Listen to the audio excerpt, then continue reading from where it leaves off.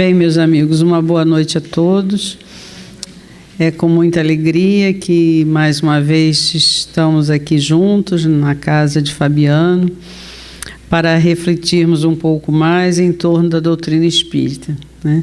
Então, agradecemos a Deus por essa oportunidade de dedicarmos alguns minutos do nosso tempo, né, para refletirmos em torno das verdades espirituais, né, trazidas pelos espíritos superiores ao nosso mestre Allan Kardec. E hoje eu trouxe para a nossa reflexão o estudo em torno do capítulo 8 da segunda parte do Livro dos Espíritos, que trata sobre a emancipação da alma. Então, nós iremos abordar em torno do sonho, da letargia, da catalepsia, do sonambulismo, do êxtase e sobre a dupla vista, né?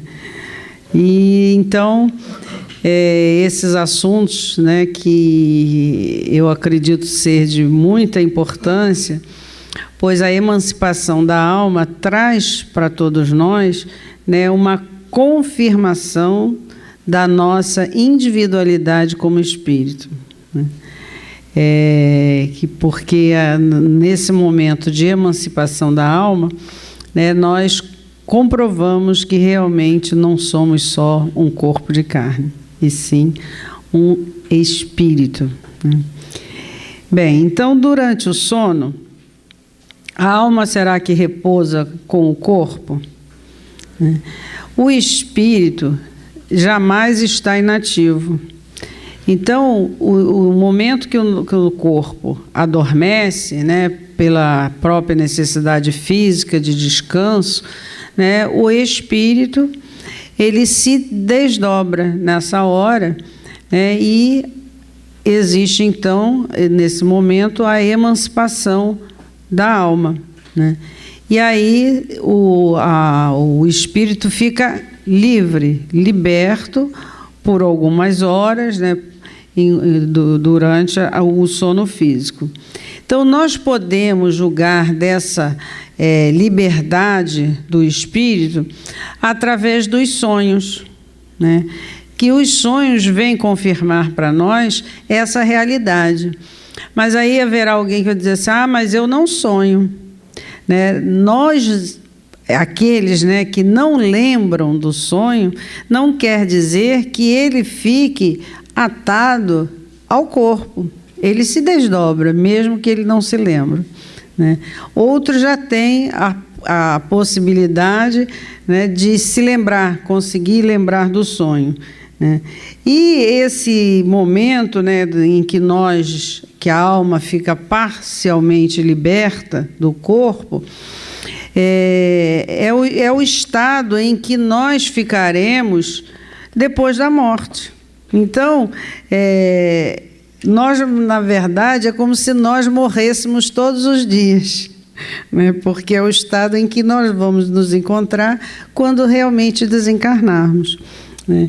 Então, nós, quando dormimos, podemos, né, ir visitar os nossos entes queridos, né, entretermos com os espíritos, ter conversações, participar de estudos, de assembleias, podemos participar também de trabalhos, né? E quantas vezes, né, nós podemos dar esse exemplo, aqueles que são trabalhadores, né, da doutrina espírita, trabalhadores da casa espírita, que sonha que estava em trabalho, né? Aí a gente sonha, e eu sonhei, aí sonha com os companheiros da casa que estavam fazendo isso, fazendo aquilo, porque na verdade a gente estava mesmo.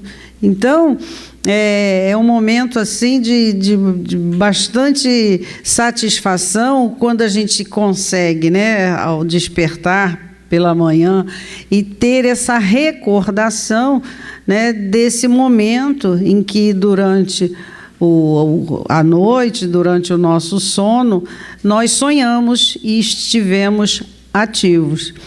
Mas o que acontece?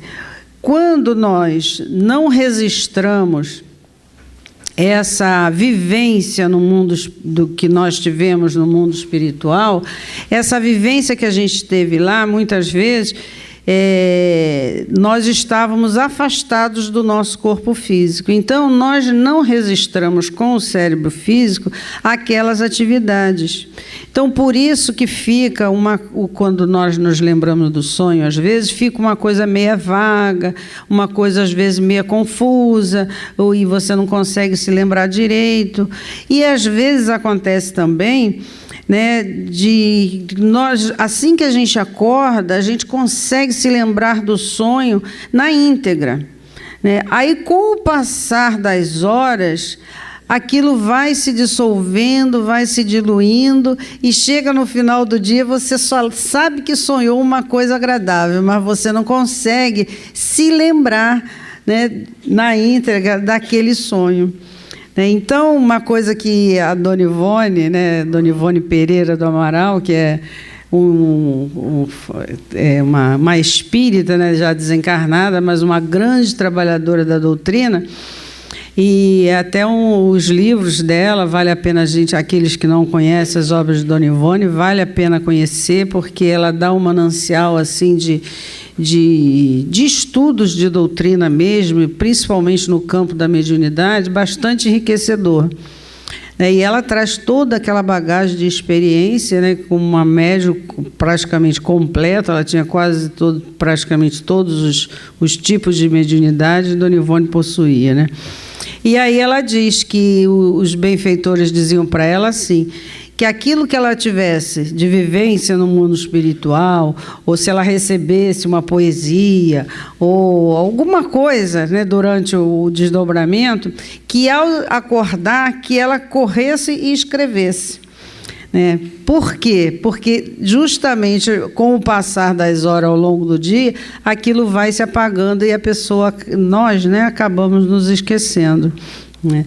Então, é um fato que é interessante, que vale a pena a gente experimentar. Né? Lembrou daquele sonho, daquele trabalho que a gente estava realizando no mundo espiritual? Vamos pegar o papelzinho e escrever para que a gente possa registrar aquele momento que a gente viveu. Então, nós temos vários exemplos de sonhos narrados na Bíblia. Né?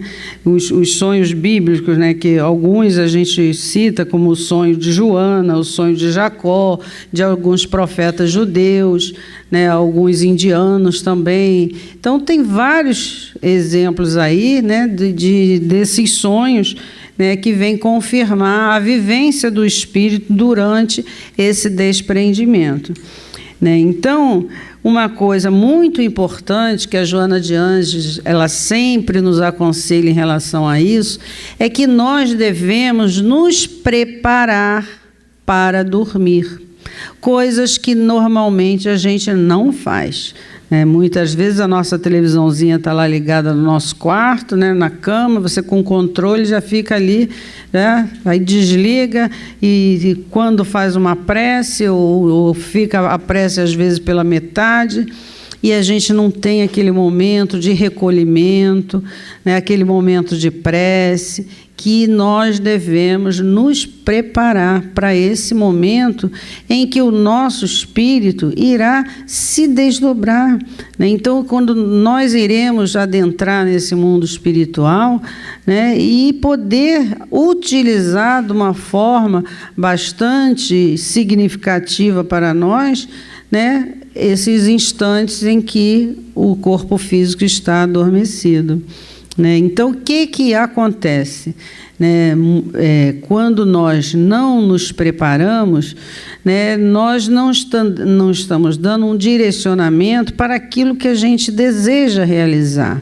Né? Então, se você se prepara, né, tem aquele momento de recolhimento, né, você lê uma página edificante antes de dormir, ou bota uma musiquinha suave, né, e faz a sua prece, aí pede a Jesus, ao seu anjo guardião, para que você possa ser levado para o trabalho, para o estudo. Então, você está fazendo toda uma preparação para você ser conduzido para a espiritualidade, né, onde você vai participar, né, de situações agradáveis para você, né, além de ser útil também. Agora, quando a gente não faz isso, você fica, às vezes, acontece do corpo estar dormindo, o espírito está desprendido e dormindo também um pouco acima do corpo. Então, por que não aproveitar esses momentos, né, já que a gente tem essa oportunidade? Por isso a Joana diz, vamos nos preparar para dormir.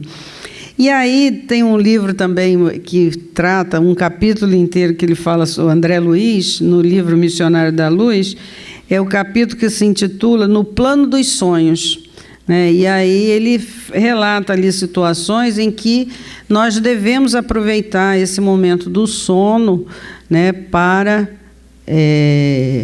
aproveitar de uma forma, né, bastante interessante e fecunda para todos nós.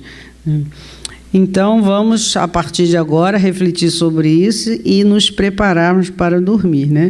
E fazer a prece sentado na cama, de preferência em pé, porque se você fizer a prece deitado, você faz o Senhor Jesus e o ponto, já dormiu, já acabou, você só vai terminar a prece no dia seguinte, né?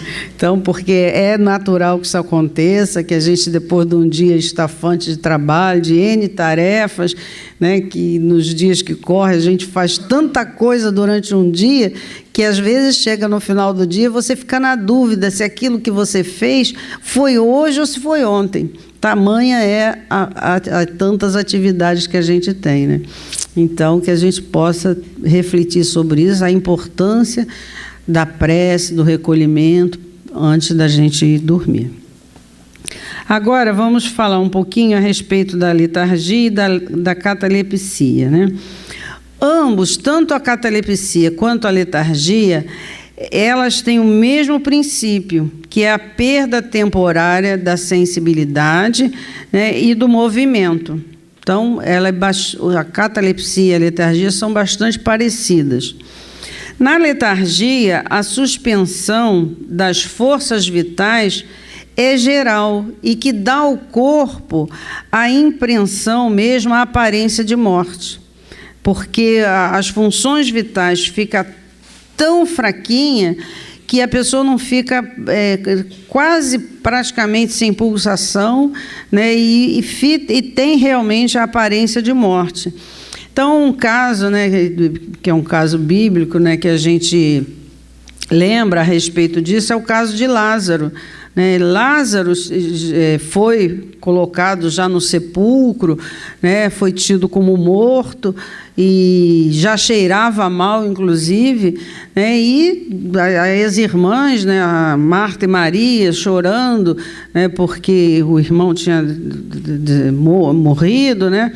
E aí, quando Jesus chega, elas vão de encontro a Jesus, né, chorosas, porque o irmão tinha morrido, aquela coisa toda. E Jesus manda que abram o sepulcro, né, e manda que Lázaro se levante. Né, e aí aquele fato, né, foi muito conhecido, né, que o Senhor ressuscitou os mortos e aquela coisa toda. Mas nós não podemos tirar da nossa visão que Jesus não ia derrogar a lei de Deus. Porque se os laços que prendem a matéria tivessem sido rompidos, não teria como Jesus fazer Lázaro voltar à vida. Então, só foi possível Lázaro ressuscitar, entre aspas, né, porque, na verdade, ainda não tinha sido o rompimento total, né? E Jesus, com todo aquele magnetismo de espírito puro, de espírito superior, conhecedor, né, de todas as técnicas que a gente possa imaginar, né, ele teve a competência de movimentar isso em favor do companheiro e trazê-lo ele de volta à vida. como aconteceu também com a filha de Jairo, né, que já estava tida como morta, né, aquela coisa toda. Foi o mesmo princípio também, que Jesus chega, menina, levanta, e a garota levantou e já pediu comida, né, e para a felicidade dos pais e da família, né. Então, esse caso é conhecido nosso do Evangelho, né. E também várias pessoas já foram enterradas vivas, como se morta estivesse, né?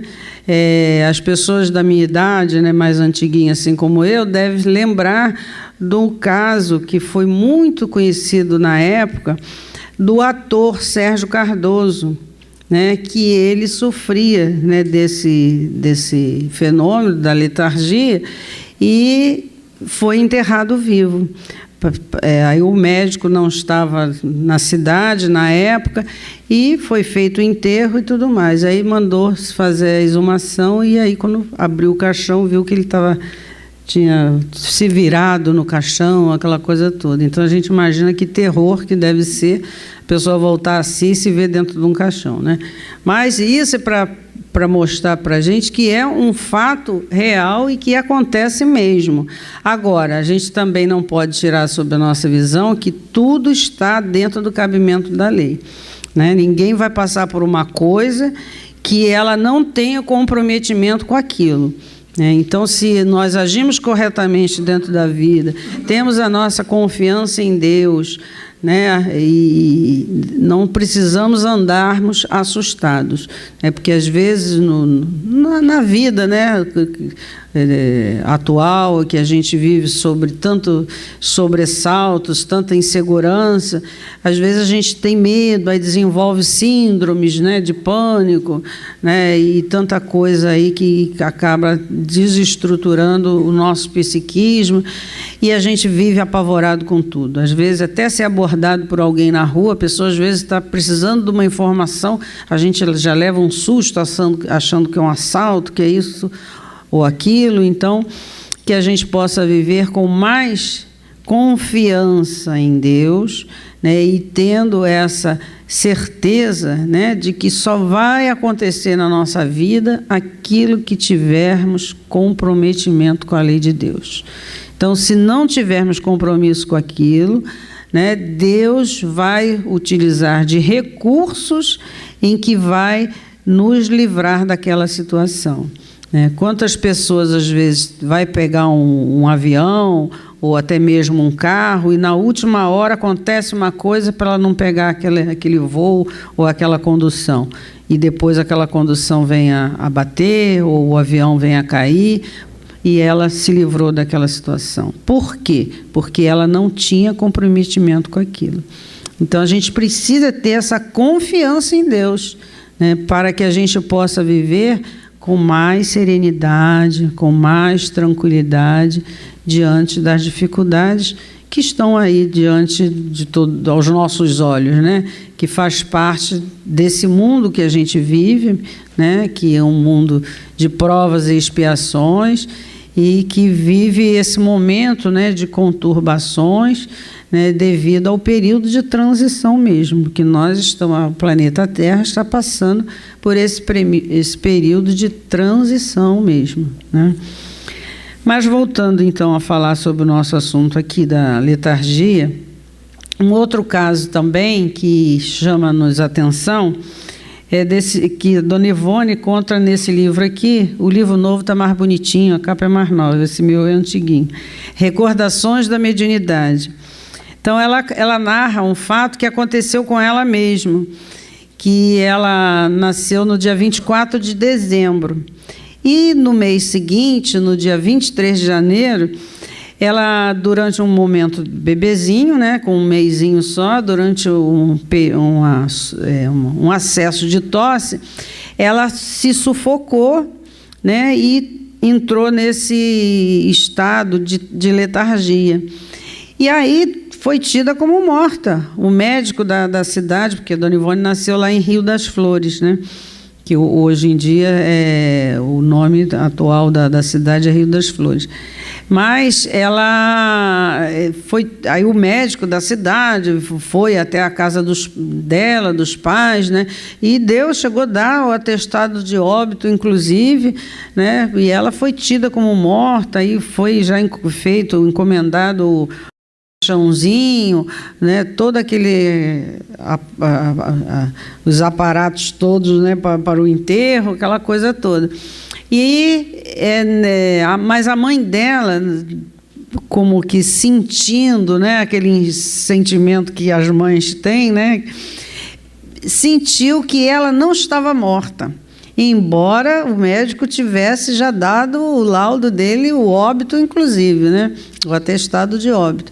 E aí a mãe dela se recolhe e faz uma oração pedindo à Virgem Santíssima, Maria de Nazaré, que intercedesse junto à sua filhinha, né, para que restituísse-lhe a vida. E assim acontece, né, dentro de minutos após essa oração e esse recolhimento da mãe dela, ela volta, né, à vida. Então, é um caso também desse de letargia, né? E a catalepsia, né, é a suspensão das funções vitais, é um pouco diferente da letargia porque ela é parcial. Então, não toma totalmente o corpo e a pessoa consegue ter a capacidade, né, da inteligência. Então, ela consegue manifestar, de certa forma, né, a inteligência dela, porque ela não está totalmente paralisada, e sim algumas partes do corpo, embora ela não consiga, muitas vezes, se movimentar, né? Há tempos, uma companheira nossa veio relatar isso, que ela percebia tudo que estava acontecendo, queria se movimentar, mas não conseguia, né? Na parte da manhã, isso aconteceu no momento pela manhã. Ela acordava, sentia-se no corpo, mas não conseguia se movimentar, que é um processo cataléptico mesmo. E esse processo, como também a letargia, ambos podem ser natural, né, acontecer de forma natural, como pode ser provocado através do magnetismo, né? Então, quer dizer, essas situações, né, vêm mostrar para nós, né, essa independência da alma em relação ao corpo. Agora, vamos refletir um pouquinho em torno do sonambulismo. No sonambulismo, há uma maior independência da alma, né? Suas faculdades ficam mais desenvolvidas e ela tem percepções que no sonho não tem, né? Então, o sonâmbulo, né, geralmente, o fenômeno acontece durante o sono, né?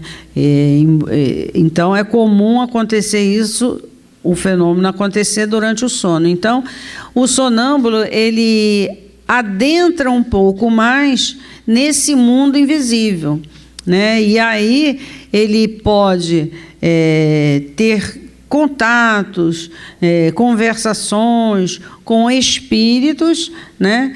E daí ele falar coisas que no estado normal, no estado de vigília, ele desconhece totalmente.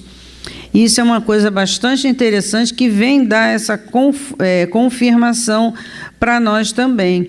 E o sonambulismo, ele também pode ocorrer de uma forma também provocado pelo magnetismo, a pessoa entrar num transe sonambúlico, né, através do magnetismo, né? E acontece também que os sonâmbulos, que geralmente quando a gente fala em sonâmbulo, a gente lembra daquelas pessoas que acordam de noite, esticam os braços, ficam andando na casa para lá e para cá, né? E isso é verdade mesmo, a pessoa que o sonâmbulo pode acontecer dele. Aconteceu o fenômeno do desdobramento, né, dele entrar nesse transe sonambúlico e utilizar o seu próprio corpo, sem ter a consciência disso, né? Então, daí a gente vê, né, essas crises, né, de sonambúlica, da pessoa andar para lá e para cá, pegar a chave da casa e ir para a rua, que é um perigo, né? Quem tem sonâmbulo em casa deve procurar esconder as chaves, porque já pensou a pessoa que não está com a sua consciência, né, não tem noção daquilo que está acontecendo, porque ela está num estado de crise, né? E aí ela sair porta fora. Então, é uma coisa que a gente precisa ficar atento em relação a isso, né? E a clarividência sonambúlica, por que essa clarividência do sonâmbulo falar coisas que ninguém ali em torno sabe, só ele tem consciência? Porque, na verdade, é a alma que vê. Então, o sonâmbulo está ali falando, dizendo coisas, né, situações, e que o grupo ali desconhece. Mas por quê? É a alma do sonâmbulo que vê, que tem essa percepção, né? Então, como ele adentra mais nesse mundo invisível, embora nem tudo lhe é permitido saber. Então, o sonâmbulo só vai ter acesso àquilo que Deus permitir que ele tenha, né? Como em todas as outras situações também, né? Nem tudo nos é permitido ver nem saber, né?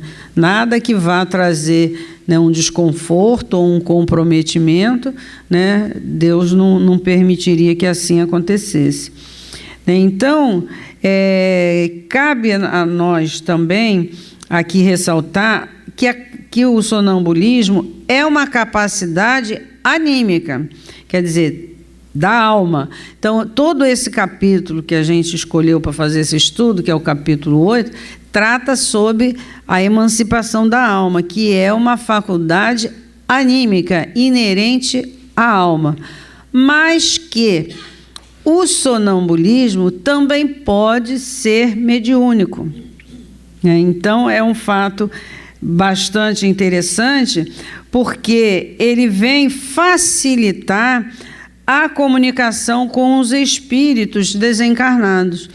Então, tem um caso no Livro dos Médiuns, no item 172, que depois, se vocês quiserem ir lá conferir, em que está havendo uma experiência com um rapaz e que ele fazia o diagnóstico da doença das pessoas. Então, as pessoas sentavam, né, ele estava em crise sonambúlica, ele era colocada diante dele, e aí ele dizia: olha, a tua doença é o estômago, é o pulmão, é o rim, enfim, ele detectava a doença, e depois, então, ele passava uma receitinha, dava um remédio para aquela pessoa.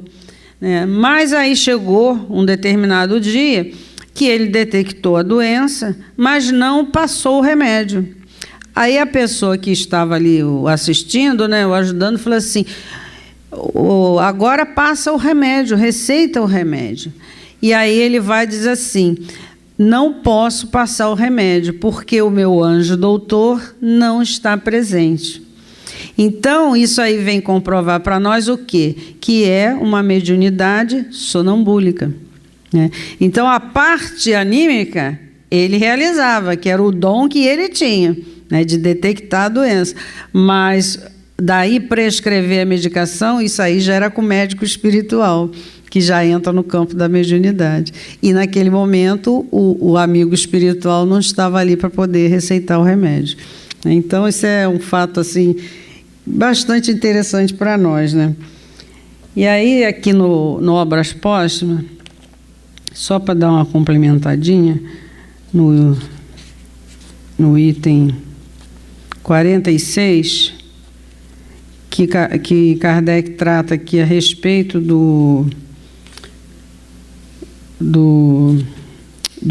desse fenômeno, né, do sonambulismo. Aí ele diz assim para nós, ó. A gente marca, mas acaba desmarcando.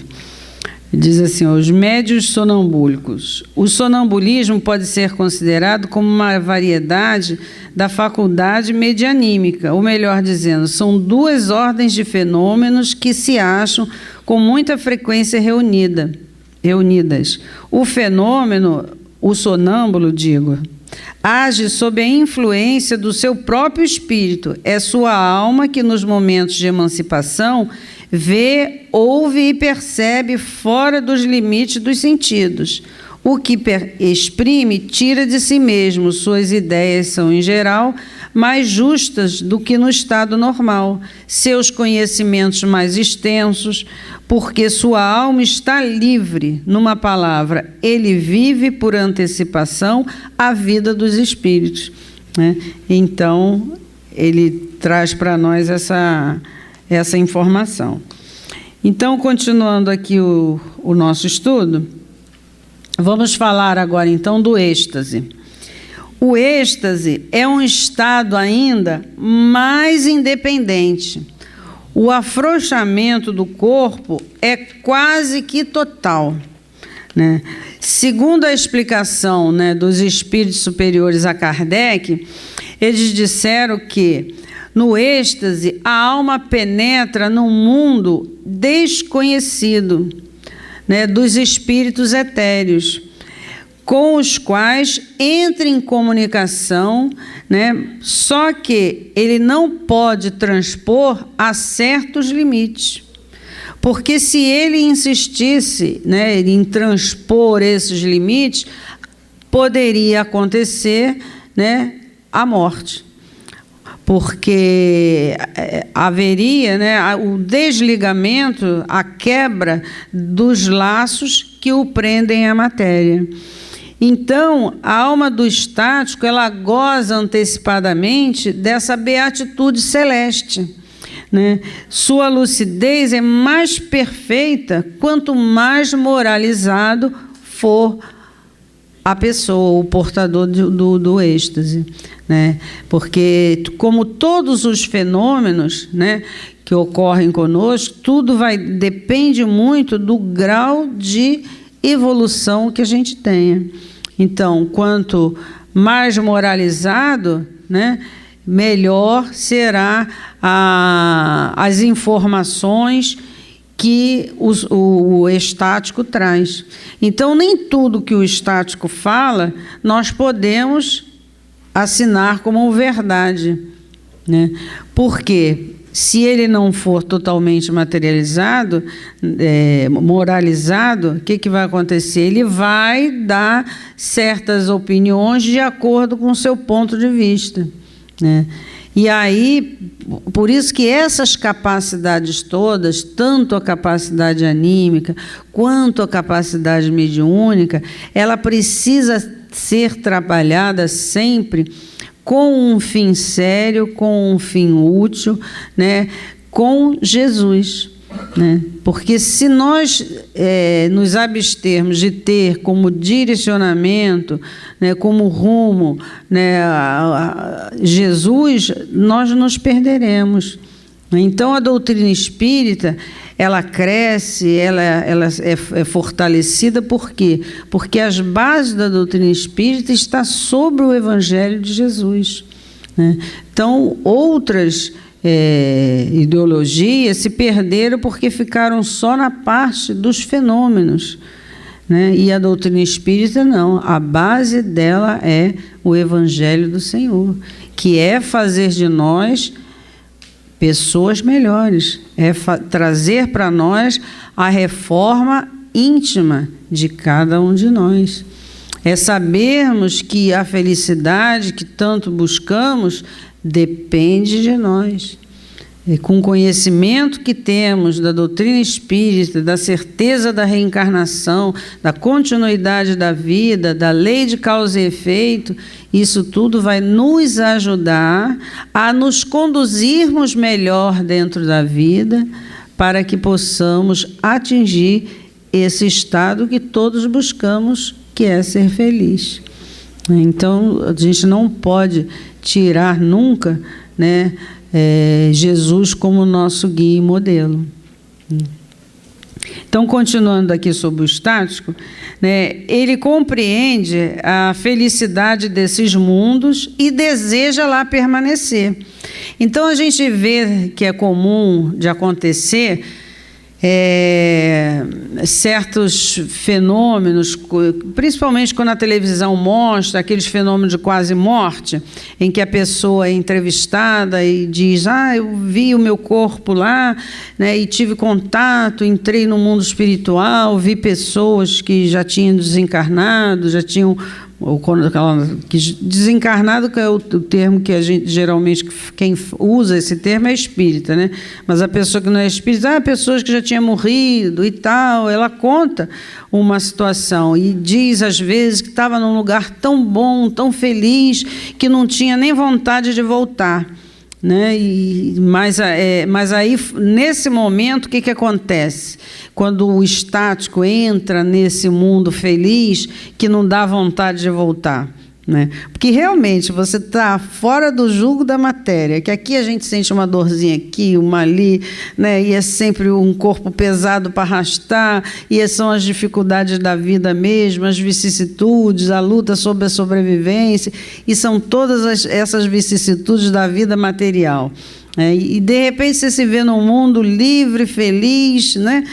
Eu tenho vontade de ficar lá, né? Igual quando a gente viaja, vai para um lugar tão gostoso, tão bom, que dá vontade que aquela viagem não acabe nunca, né? De você poder continuar lá.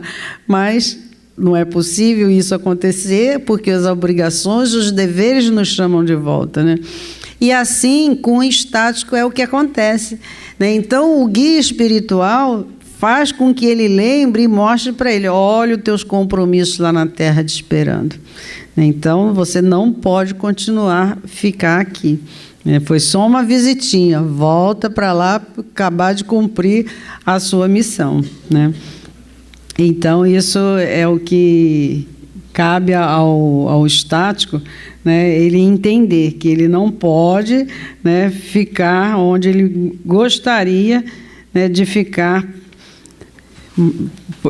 por essa felicidade em que ele sente envolvido, né?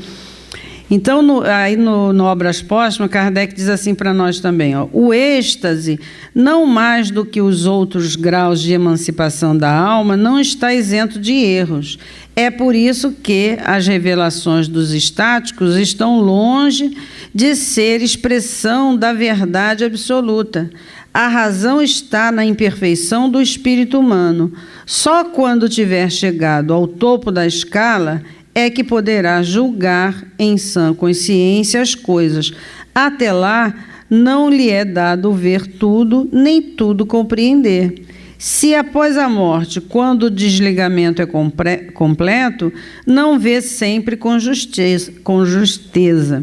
Se há os que ainda estão imbuídos dos preconceitos da vida, que não compreendem as coisas do mundo invisível onde estão, deve dar-se o mesmo com mais forte razão para o espírito que está ainda na carne. Então, por isso, não podemos, né, acreditar cegamente em tudo que o estático traz de experiência. E eu trouxe um exemplo aqui a respeito do estático, que está na Revista Espírita de 1869, em que Kardec narra um caso em que aconteceu com o famoso compositor italiano de música religiosa, o Pergolesi, é o nome dele. E aí, por questão de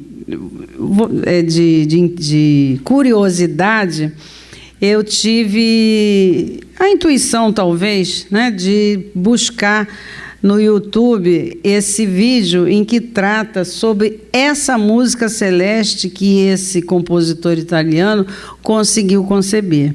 Então, diz assim: era uma sexta-feira santa, o compositor, nesse dia, sentia-se bastante calmo, e aí, ao se aproximar do templo religioso, ele é tomado, de repente, por um arrebatamento e nada mais vê. Quando transpôs o portal da igreja, né, do templo, ele se sentiu envolto numa nuvem espessa e brilhante, quando ouviu um concerto longínquo de vozes melodiosas que dele se aproximava. Sua alma arrebatada em êxtase sorvia essas melodias celestes. Sua mão movia-se por uma força misteriosa, agitava-se no espaço e parecia tratar, a malgrado seu, notas que traduziam os sons aos seus ouvidos. Pouco a pouco, as vozes se afastaram, como também a nuvem que o envolvia. E Pergolese viu, ao abrir os olhos, escritos por sua mão, no mármore do templo, esse canto sublime que devia imortalizar. O nome do canto é Stabat Mater. Desde esse dia, todo mundo cristão repete e admira. Aí eu falei, olha que coisa fantástica, né? Então ele conseguiu, num estado de arrebatamento pelo êxtase, conseguir captar, né? Foi permitido a ele captar essas notas musicais, né? Em que ele pôde conceber essa música celeste. Aí eu falei, vou lá jogar no YouTube, ver se eu consigo ouvir essa música. E para minha surpresa, lá encontrei. Realmente, a música é belíssima mesmo. Então, depois, quem quiser, né, ter a mesma curiosidade, vale a pena. Então, é um caso que eu trouxe para a nossa ilustração sobre o êxtase. Agora, vamos, então, finalmente, falarmos sobre a dupla vista. O que vem ser a dupla vista, né? Então, todos esses fenômenos que a gente falou até agora, todos eles são muito parecidos. Então, não dá para a gente demarcar com fidelidade onde começa um e onde termina o outro, né? Porque nós não temos essa capacidade mesmo para poder fazer essa separação. É como o arco-íris, né? As cores do arco-íris. Você sabe que as cores estão ali, mas você não tem como demarcar certinho onde começa uma cor e termina a outra, né? E a dupla vista, ela é interessante, que ela é mais fácil de ser detectada, né, de ser reconhecida, porque ela acontece com o seu portador no estado de vigília. Então, quando nós temos uma vidência, né, no caso da dupla vista ou segunda vista, que vem ser a mesma coisa, quando a gente está acordado. Então, a pessoa geralmente tem aquele momento assim, aquele arrebatamento, mas ela tem noção do que está se passando em volta dela, porque ela está acordada. Mas o seu olhar fica como que vago, e nessa hora, então, ela tem a vidência, né? E é uma coisa muito interessante, né, essa faculdade, porque, na maioria das vezes, ela é espontânea. E a pessoa que possui a dupla vista, quando ela não tem o conhecimento, no caso doutrinário, né, da doutrina espírita, ela nem se percebe que ela tem aquilo, que ela tem aquele dom. Porque ela acha, como ela tem, ela acha que todo mundo tem também, né? Mas não é assim que acontece. E os de sorte, né? Esse pessoal aí que lê a sorte, que lê mão, essa coisa toda que a gente sabe que existe, porque essas pessoas, né? A pessoa vai lá, olha, mas falou certinho o que está acontecendo na minha vida, falou e tal. Então, por que ela falou? Porque ela consegue ter essa leitura através de nós mesmos. Nós é que damos o conteúdo para essas pessoas que têm essa visão, essa dupla vista, conseguir, então, captar, né, aquilo que está acontecendo conosco, né? E aí, aliada à vontade, ela passa, então, a ter, naquele momento, esse poder da vidência, né? É o que acontece nessa situação. E também, durante a enfermidade, certas calamidades, né? Ou então, quando você se aproxima de um perigo, também é comum acontecer de você ter essa vidência, né? Desenvolver naquela hora ali, né? Dar aquele start assim, naquele momento, e você essa dupla vista. É comum isso acontecer, né? Que no estado normal não aconteceria. Você quer ver um caso que é comum, né? Que as pessoas, às vezes, quando estão muito adoecidas, né? Ou naquele período em estar quase desencarnando, onde os fios, né, que prende, os laços que prendem ao corpo material estão bastante frouxos, né? E aí a pessoa diz assim, né, os parentes, né? E fulano tá ruim mesmo, ele só fala de gente que já morreu, fica falando de, olha, fulano tá aqui, Beltrano tá ali, tudo gente que já morreu, né? E a gente acha, aquela pessoa que não tem o conhecimento que a gente tem, acha que a pessoa está variando, mas não está, que na verdade ela está vendo mesmo, porque como esse estado de enfermidade dá essa possibilidade da pessoa ter essas visões. Entendeu? Então, isso é comum também de acontecer, né? E a dupla vista também ela dá pressentimentos, né? A presciência de algo que poderá vir a acontecer. E aí, mais um textozinho aqui do nosso Obras Póstumas, na página 148, em que Kardec diz assim para nós: é notável que as pessoas que delas gozam, quer dizer, da dupla vista, não as suspeitem. Essa faculdade parece-lhes natural, como a de ver através dos olhos. É para eles um atributo de seu ser, e não lhes parece de modo algum fazer exceção. Junto a isso, que o esquecimento segue, muito frequentemente, essa lucidez passageira, cuja lembrança cada vez mais vaga termina por desaparecer como a de um sonho. Há graus infinitos na potência da dupla vista, desde a sensação confusa até a percepção tão clara e tão límpida quanto o sonambulismo. Falta-nos um termo para designar esse estado especial, sobretudo os indivíduos que a ele são suscetíveis. Servimos-nos do termo da palavra vidente, né, por não termos uma palavra melhor para expressar. Se nos referimos agora aos fenômenos da clarividência sonambúlica, da dupla vista, compreende-se que o vidente passa a ter a percepção das coisas ausentes, como o sonâmbulo. Ele vê a distância, segue o curso dos acontecimentos, julga a sua tendência e pode, em alguns casos, prever-lhe o resultado.